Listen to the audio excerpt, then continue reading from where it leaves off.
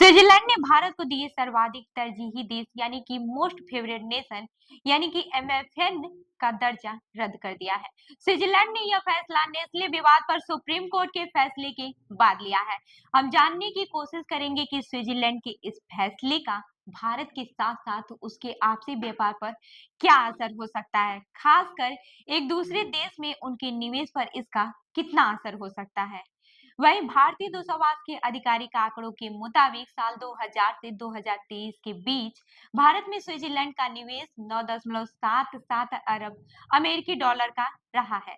खास बात यह है कि हाल के समय में यह निवेश काफी बढ़ा है। भारत में स्विट्जरलैंड का निवेश साल 2015 से साल 2022 के बीच 53% बढ़ा है। भारत सरकार के विदेशी व्यापार महानिदेशालय में additional director general foreign trade यानी कि एडीजीएफटी के पद पर रहे और ग्लोबल ट्रेड रिसर्च इंस्टीट्यूट के संस्थापक अजय श्रीवास्तव कहते हैं कि यह विवाद निवेश से शुरू हुआ और आगे चलकर इसका असर दोनों देशों पर आपसी व्यापार पर पड़ेगा। अजय श्रीवास्तव बताते हैं कि स्विट्जरलैंड में काम करने वाली भारतीय कंपनियों को अपनी डिविडेंड पर 5% की जगह 10% टैक्स देना होगा और स्विस कंपनियों को भी 10% टैक्स जारी रखना होगा। यह टैक्स 5% नहीं होगा जैसा कि स्विस कंपनियों ने सोचा था। जाहिर तौर पर भारत में स्विस निवेश ज्यादा बढ़ा है, इसलिए इसका असर उन पर ज्यादा होगा, तो वो भारत में निवेश पर विचार कर सकते हैं। अब ये भी जान लेते हैं कि पूरा विवाद क्या है। स्विट्जरलैंड सरकार ने घोषणा की है कि वह भारत को डीटीए यानी कि डबल टैक्स अवॉइडेंस एग्रीमेंट समझौते के तहत दिए गए मोस्ट फेवर्ड नेशन का दर्जा वापस ले रहा है और यह 1 जनवरी 2025 से लागू हो जाएगा। डबल टैक्स अवॉइडेंस एग्रीमेंट का मतलब है कि किसी एक देश की कंपनी किसी दूसरे देश में निवेश और व्यापार कर रही हो तो उसे दोनों देशों में अपने लाभ पर टैक्स न देना पड़े। स्विट्जरलैंड ने भारत के संबंध में ताजा फैसला साल 2023 के सुप्रीम कोर्ट के एक फैसले के आधार पर लिया है। दरअसल स्विट्जरलैंड की कंपनी नेस्ले ने सुप्रीम कोर्ट में दलील दी थी कि भारत ने स्लोवानिया, लिथुआनिया और कोलंबिया जैसे देशों को टैक्स में ज्यादा बेहतर छूट दी है, जो एमएफएन के तहत स्विट्जरलैंड की कंपनियों को भी मिलनी चाहिए।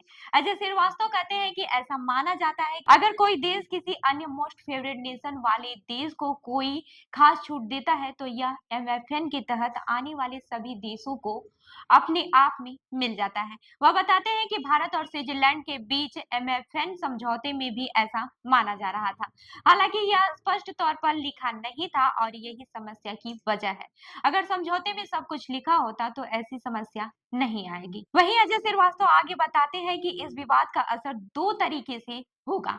पहला कि तत्कालीन असर होगा, कंपनियों का लाभ घटेगा और निवेश पर विचार कर सकती हैं, जबकि दूसरा दूरगामी असर होगा जिसके तहत भारत में 15 साल में 100 अरब डॉलर के निवेश पर भी असर पड़ सकता है। अब ये जान लेते हैं भारत और स्विट्जरलैंड के बीच व्यापार क्या है और कैसे है। भारत और स्विट्जरलैंड के बीच मित्रता का समझौता साल 1948 में हुआ था। भारत की आजादी के बाद से स्विट्जरलैंड के इस तरह के समझौते करने वाले शुरुआती देशों में शामिल था।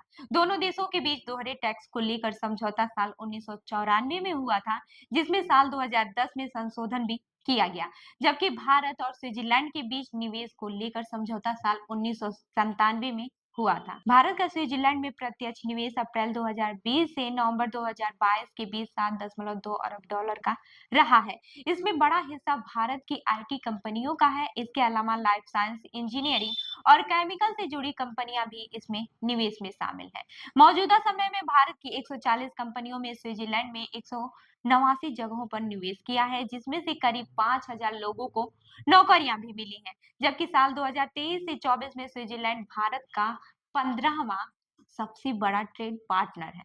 भारत में जिन राज्यों में स्विट्जरलैंड का सबसे ज्यादा निवेश है उसमें से महाराष्ट्र, कर्नाटक, हरियाणा, दिल्ली और तमिलनाडु शामिल है, जहां इस निवेश का करीब 90% हिस्सा लगा हुआ है। भारत और स्विट्जरलैंड के बीच आपसी व्यापार में भी भारत का हिस्सा काफी छोटा है।